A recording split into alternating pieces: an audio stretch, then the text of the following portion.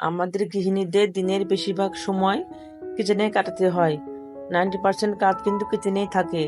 আর এই কিচেনটায় যদি ঝকঝকে তকতকে না হয় তাহলে কি আর ভালো লাগে? হ্যালো এভরিওয়ান, আসসালামু আলাইকুম। কেমন আছেন সবাই? আমি মম রিয়া বলছি ঢাকা উত্তরা থেকে। আই হোপ সবাই খুব ভালো আছেন। Welcome back to my channel. নতুন একটা ভিডিওতে সবাইকে ওয়েলকাম করছি। আশা করি আপনাদের ভালো লাগবে। তো আমার গলার অবস্থা কিন্তু এখনো ভালো হয় নাই। ব্যথা একটু কমেছে, তো ঠান্ডা পুরোপুরি ভাবে যায় না এখনো। তো ঈদ আসি আসি করে কিন্তু খুব কাছেই চলে এসেছে, কিন্তু কাজকর্ম কিন্তু শেষ হচ্ছে না। একটার পর একটা কাজ বের হতেই থাকে। তো আজকে আমি আমার কিচেনটা ডিপ ক্লিন করব। তো যার কারণে রান্না বান্নাগুলো তাড়াতাড়ি সেরে নিচ্ছি। বেশি কিছু রান্না করব না, চিকেন রান্না করব আর মিষ্টি কুমড়া ভাজি করব। তো সেগুলো কেটে কুটে রেডি করে নিয়েছি। তো এখন দেখি যে মশলার অনেকটা খালি হয়ে গেছে মশলার বক্সে, তো একটু রিফিল করে নিব কিছু কিছু মশলা। গতদিন যে করেছিলাম গরম মশলা গুঁড়ো, তারপরে হচ্ছে যে ভাজা জিরার গুঁড়ো, তো এগুলো কিন্তু ছিল না, একদমই শেষ হয়ে গিয়েছিল। তো বেশ অনেকখানি করে করে রেখেছি, তো এক মাস তো যাবেই। অনেক মশলা একদম শেষ হয়ে গিয়েছিল, আমি কিন্তু থাকতেই করি, তো এবার কেন জানি একদমই পুরোপুরি শেষ হয়ে গিয়েছিল। তো সেগুলো একটু রিফিল করে নিচ্ছে। আর আমাদের গৃহিণীদের ঈদের কাজ কিন্তু শেষই হয় না। দেখা যায় যে ঈদের আগের দিন পর্যন্ত ঝাড়া মোছা পরিষ্কার করতে হয়, একটার পর একটা বের হতেই থাকে। তো ধনের গুঁড়োটা বানিয়ে নেবো এখান থেকে। আর আমার তো মশলার কোনো ইয়া নাই, ভ্যারাইটিস রকমের আছে, অনেক ভার্সন মশলা রাখার বক্সের। দেখা যায় যে যখন যেমন তেমন ভাবে করি, তাড়াহুড়োর সময় কিন্তু একটা আছে আলাদা। যখন খুব তাড়াহুড়া জর্জর থাকে তখন কিন্তু এই বক্স থেকে মশলাগুলো তরকারি দিয়ে দিয়ে ফেলি। এটা আর বের করি না, যেটা এই ঢাকনা লাগানো গুলো, এগুলো ঝামেলা, পুরোপুরি ঢাকনাগুলো খুলো বের করো। তো অনেকগুলো এভাবে আছে, আবার বড় বড় বয়ামে কিন্তু রাখা আছে ক্যাবিনেটের ভিতরে, সেগুলোতে বেশি বেশি থাকে, সেগুলোও আছে। তো কয়েক জায়গায় কিন্তু আমার মশলা আছে। আর ক্যাবিনেটের ভিতরে যেগুলো জার আছে সেগুলো কিন্তু বেশিরভাগ আমার রিসাইকেল করা। দেখা যায় যে বাসায় জেলির কফির অনেক জার বাতি, সেগুলো আমি রিসাইকেল করে নিয়ে অনেকগুলো কফির জার আমি কিনেও নিয়ে এসেছি, প্রায় 20-25টার মতো। তো অনেক কফির, তারপরে নসিলার, যে নসিলার গুলো থাকে বাচ্চা নসিলা খেয়ে, সেগুলো রেখে দিই। কাচের যেগুলো থাকে সেগুলো আগে কিন্তু বুঝতাম না, ফেলে দিতাম। অনেক জেলির বয়াম কাজের খাদের দিয়ে দিতাম, ফেলে দিতাম। তো এখন কিন্তু আর ফিরে না, এখন এভাবে করে রিসাইকেল করে নিই। তো প্রায় অনেক বছর আগের এটা, ছোট ছোট বাচ্চারা যখন করছিল তখন তখন কিন্তু কাঁচের বয়ামগুলো ফেলে দিয়ে প্লাস্টিকের বয়ামে রাখতাম, বুঝতাম না। তো সময়ের সাথে সাথে মানুষ অনেক কিছুই শেখে। তো আমি কিন্তু কড়াই চাপিয়ে দিয়েছি, এবার তেল দিয়ে দিব। তো প্রথমে তেলের সাথে একটু তেজপাতা ফোড়ন দিয়ে এরপর আমি পেঁয়াজটা দিয়ে দিব। পেঁয়াজটা যখন একটু ভালোভাবে গলে যাবে তখন আমি টমেটো দিব। আর চিকেনে সবসময় আমি টমেটো দিই, তাহলে গ্রেভিটা খুব ভালো হয় এবং কালারটাও খুব ভালো আসে। টমেটো ছাড়া তো আমার চলেই না।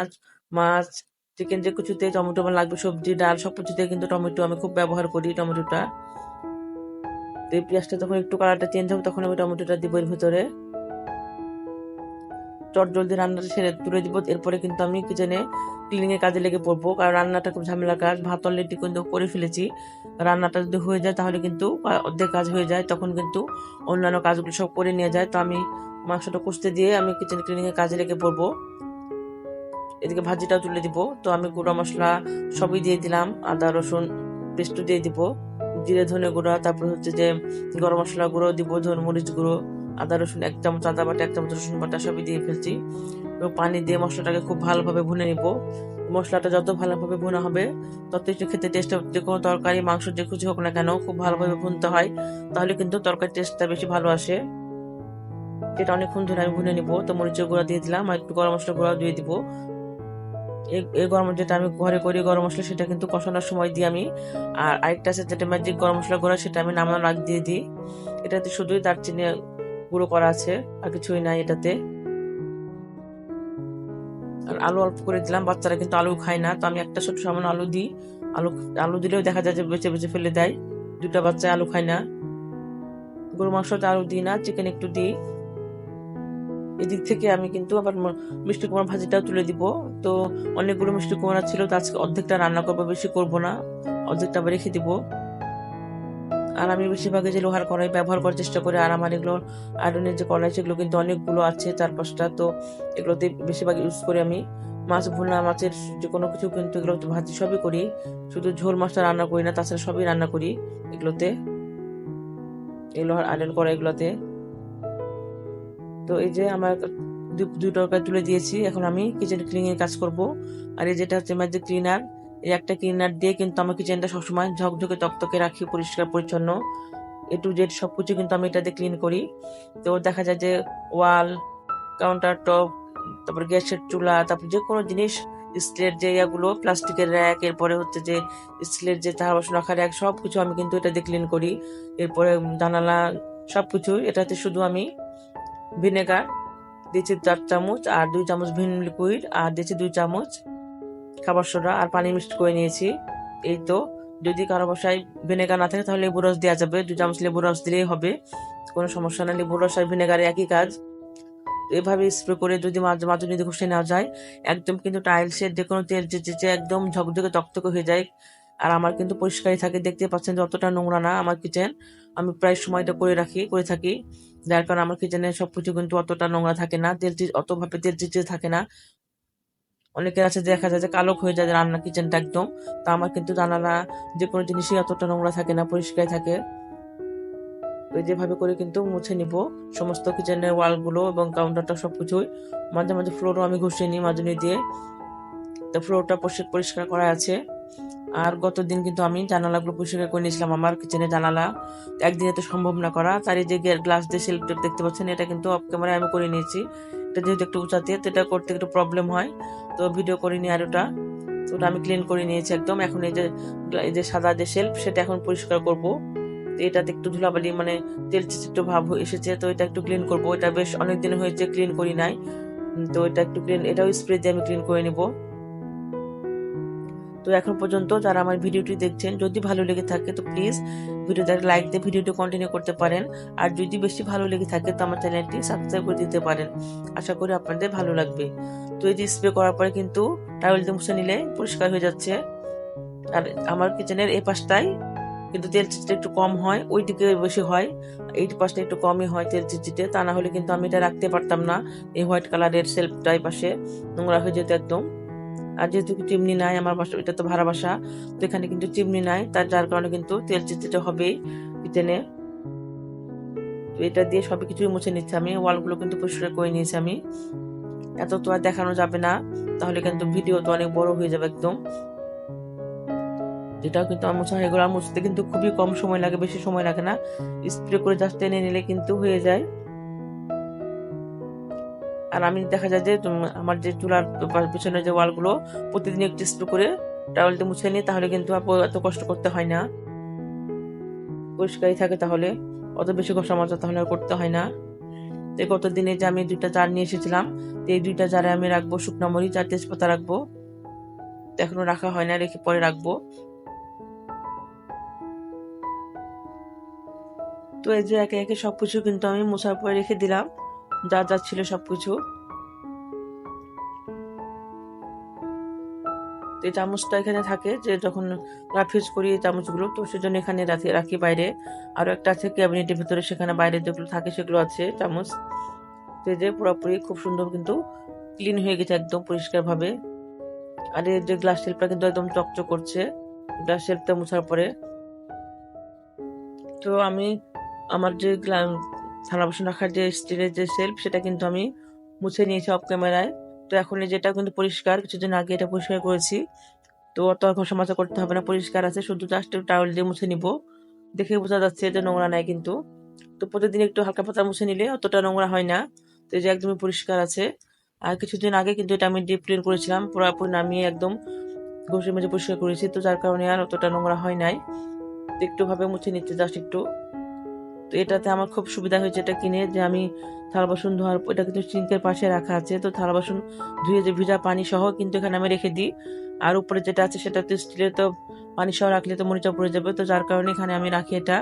যখন আবার শুকিয়ে যায় তখন আমার উপরে তুলে রাখি, এই যে উপরে যে স্টিলের আছে শেলফ, সেটাতে রেখে রেখে দিই। তো এটা কিনে আমি খুবই উপকার পেয়েছি, এই যে ছোট্ট শেলফটা কিনে। তো এই যে আমি জানালা কিন্তু কালকে পরিষ্কার করে নিয়েছি 2টা জানালায়, একদিনে তো এত করা সম্ভব না। তো জানালাগুলো তো অতটা নোংরা ছিল না, তো স্প্রে করে জাস্ট মুছে নিয়েছি। এ পাশে তো তেল চিটচিটে ভাব হয় না, এই পাশটায় তো চুলা নাই, চুলা ওই পাশে ওয়ালে আছে আমার, তো অতটা নোংরা নাই। তো তারপরেও আমি কালকে ক্লিন করে নিয়েছি। পর্দাগুলো কিন্তু ধুয়ে ফেলেছিলাম, পর্দাগুলো খুব নোংরা হয়েছিল, তো পর্দাগুলো ওয়াশ করে নিয়েছি। আর কিচেনে যেহেতু তো তেল চিটচিটে পর্দাতে হয়, এটা নেটের পর্দা, তো গরম পানির ভিতরে দিলে কিন্তু একদমই পরিষ্কার হয়ে যায়, ময়লাগুলো কেটে যায়। গরম পানির সাথে গুঁড়া সাবান দিলে একদমই পরিষ্কার হয়ে যায়। তো পর্দা দিয়ে রাখছি, তো পাশে যে বাসা আছে সব দেখা যায়, যার কারণে পর্দাটা দিয়ে রাখি, মাঝে মাঝে দিয়ে রাখতে হয় যখন এর পাশে কোনো কেউ আসে। তো এই যে এর পাশে এভাবে রেখেছি, এখানে আমি পরিষ্কার হয়ে গেছে একদমই। কিচেন পরিষ্কার করা আসলে অনেক, পরিষ্কার পরিচ্ছন্ন রাখাটা অনেক কষ্টের ব্যাপার, কারণ যদি যত জিনিস থাকে তত বেশি কষ্ট। তো আমার কিচেনটা বেশ বড়, খুব যে একটা ছোট তাও না কিন্তু। তো যার কারণে কিচেনে কিন্তু আমি বেশ অনেকটা জিনিসই রাখতে পেরেছি। আর এই যে গ্লাস শেলফ, সেটা কিন্তু আমরা নিজেরাই লাগিয়ে নিয়েছিলাম বাড়িওয়ালাকে বলে। তো এরপর আমি যে তেলের জারের উপরে যে নিচে যে ইয়াটা রাখি টিস্যু, সেটা একটু চেঞ্জ করে নিব, একটু তেল তেল হয়ে গিয়েছে, তো এটা একটু চেঞ্জ করে নিব। আর এগুলো কিন্তু মোছা পরিষ্কারই আছে, এগুলো অত ক্লিন করা লাগবে না। এগুলো এগুলো এক সপ্তাহখানেক আগে এগুলো ক্লিন করেছি, যার কারণে এগুলো আর ক্লিন করতে হবে না। এই যে জাস্ট শুধু আমি টিস্যুটা পাল্টে নিব এখান থেকে, নতুন টিস্যু দিয়ে দিব। আর এইভাবে যদি টিস্যুটা রাখা হয়, তেল নিচটা কিন্তু নোংরা হয় না, একটু তো তেল চুয়ে পড়ে, তো সেগুলো কিন্তু এই টিস্যুতে চুষে নেয়। তো মাঝে মাঝে এটা পাল্টে দিলেই হয়ে যায় শুধু টিস্যুগুলো, তাহলে যেটাতে রাখা হয় সেটা কিন্তু আর নোংরা হয় না। তো এখন আর অয়েল গুলো রিফিল করবো না, পরে এক সময় করে নিব। এগুলো সবই খালি হয়েছে, যেটাতে রাখি সরিষা তেল তো দেখা যায় যে ভর্তা টর্তা করে লাগে। আর এটা হচ্ছে পরোটা বানানোর, এটাতে ঘি আর তেল মিক্সড করে রেখেছি। আর এটা তো অয়েল স্টেনার, যখন কোনো ভাজা পোড়া করি তখন বেঁচে যায় তেল, সেটা এখানে রেখে দিই। তো এটা এখন সরিয়ে ফেলবো, এটা রাখবো না, কারণ এটা এখন কাজে লাগে না, এই যে অয়েল জারটা, তো এটা আমি এখানে রাখবো না। এই চারটা লাগে সবসময়, তো চারটায় আমি এখানে রাখবো, ওটা অন্য জায়গায় রেখে দিব, এখন আর রাখবো না এখানে।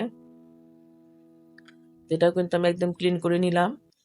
তো এখন আমার এই যে ক্যাবিনেটের যে ইয়াটা বাহিরে, এটা কিন্তু খুবই নোংরা হয়েছে, তো এটা আমি একটু ফার্নিচার ক্লিনার দিয়ে একটু ক্লিন করবো, স্প্রে করে দিয়ে। এটা ফার্নিচার ক্লিনার, এটা দিয়ে এটা করবো, এটা স্প্রে করে টিস্যু দিয়ে মুছে নিলে তেল চিটে ভাব চলে আসে, আর এই পাশটা কিন্তু একটু তেল চিটে ভাব আসে চুলা থেকে। তো বাহিরটা খুবই নোংরা হয়েছে, যার কারণে আমি একটু গ্লাস ফার্নিচার ক্লিনার দিয়ে একটু মুছে নিব, তাহলে কিন্তু একদমই কালো যে ময়লা ভাবটা, তেল চিটে সব চলে আসবে, একদম ফ্রেশ পরিষ্কার হয়ে যাবে।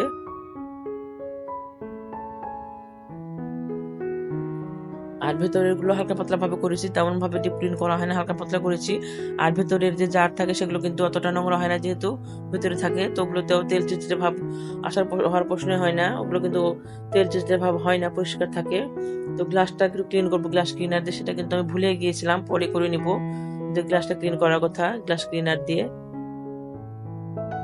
তো যেভাবে কিন্তু ফার্নিচার ক্লিনার দিয়ে ক্লিন করলে একদমই চকচকে হয়ে যায়, পরিষ্কার হয়ে যায়। তো গ্লাসটা কিন্তু আমার একটু আছে, তো গ্লাসটা আমি আজকে করতে আমার একটু মাথায় ছিল, স্মরণ ছিল না, তো কালকে করে নিব গ্লাস ক্লিনার গ্লাসটা। এটা আজকে এখন ফার্নিচার ক্লিনার ক্লিন করে নিচ্ছি। আর এই ফার্নিচার ক্লিনারটা এত কাজের, আমার এই ফার্নিচার ক্লিনার দিয়ে আমার বাড়ি ঘরের সমস্ত ফার্নিচার কিন্তু চকচকে তকতকে রাখি। এই মাত্র ফার্নিচার ক্লিনারটা দিয়ে ক্লিন করে সবকিছু। এই ক্লিনারটা দিয়ে উড, মালয়েশিয়ান উড, যে কোনো তারপরে হচ্ছে যে সেগুন কাঠ, যে কোনো জিনিস কিন্তু খুব সুন্দরভাবে পরিষ্কার হয়ে যায় এই ফার্নিচার ক্লিনারটা দিয়ে। তো এই যে ভেতরে কিন্তু আমার অনেক রিসাইকেল করার জার আছে, অনেক। এগুলোতে বেশি বেশি করে জিনিস রাখি, যেগুলো বেশি থাকে সেগুলো। আর কিছু কিছু জিনিস তো বাইরে শেলফে থাকে, যেগুলো সবসময় রাফিজ করি, সেগুলো হাতের কাছে রাখি। তো এই যে এটা একটা আমার আগেকার ওভেন র্যাক ছিল, সেটাও কিন্তু আমি কালকে ক্লিন করে নিয়েছি, মানে যে উপরে যে রেক্সিন বিছানো হচ্ছে সেগুলো কিন্তু আমি ধুয়ে নিয়েছিলাম, ধুয়ে শুকিয়ে নিয়েছি, আজকে বিছিয়ে নিলাম। একদিনে তো সম্ভব না, তো আজকে আর এটা করিনি, কালকে এটা করে নিয়েছিলাম, ধুয়ে টুয়ে আজকে বিছালাম, এটা আর কি শুকোতে দিয়েছিলাম, আজকে বিছিয়ে নিলাম। অফ ক্যামেরা এটা আমি বিছিয়ে নিয়েছি। এত কিছু তো দেখানো যাবে না, অনেক জিনিস ক্লিন করেছি আজকে, তো একসঙ্গে তো এত দেখানো যাবে না। এটা আমি অফ ক্যামেরা এটা করে নিয়েছি। এই যে রেক্সিনগুলো বিছিয়ে নিয়েছি, এখানে তো যা যা থাকে, যে ব্লেন্ডার থাকে, আগে কিন্তু এখানে ওভেন থাকতো, ওভেনটা এখন আমি ডাইনিং এ নিয়ে গেছি একটা ওভেন রাখের উপরে, এখানে আর ওভেন রাখি না।